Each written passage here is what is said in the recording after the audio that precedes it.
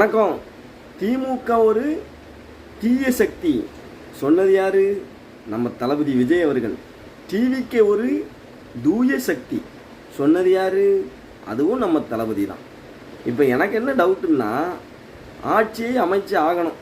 118 எம்எல்ஏக்களுடைய ஆதரவோட ஆட்சி அமைக்கணும். நம்ம தளபதி அவர்களுக்கு 108 எம்எல்ஏக்கள் தான் இருக்கிறாங்க.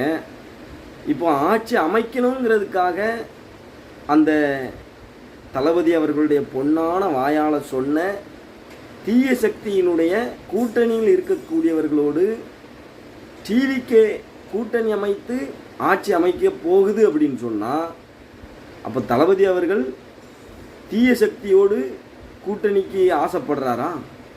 எனக்கு புரியலைங்க, உண்மையிலே புரியலை. இல்லை, நீங்கள் தான் மேடைக்கு மேடை தொண்டை தண்ணி வத்துற அளவுக்கு கத்தி கத்தி சொன்னீங்க. இது உண்டா இல்லையா? திமுக ஒரு தீய சக்தி அப்படின்னு. அந்த தீய சக்தியோடு திமுக தீய சக்தின்னு சொன்னால் அவர்களோடு கூட்டணி வைத்த அத்தனை பேர்களுமே தீய சக்தி தான். உண்டா இல்லையா? அப்போ அங்கே உள்ள தீய சக்தியும் இங்கே வந்து இணைய போகுதா?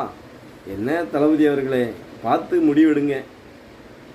அங்கிருந்து வரக்கூடியவர்களால் 5 ஆண்டு காலம் நிலையான ஆட்சி செய்ய முடியுமாங்கிறதையும் யோசிச்சுக்கிடுங்க. உங்கள் கையில் தான் இருக்குது ஆப்ஷன். தூய சக்தி தீய சக்தியோடு இணைந்து ஆட்சி அமைக்க வேண்டுமா, அல்லது எடப்பாடியாரோடு இணைந்து ஆட்சி அமைக்கணுமாங்கிறது உங்கள் கையில் தான் இருக்குது.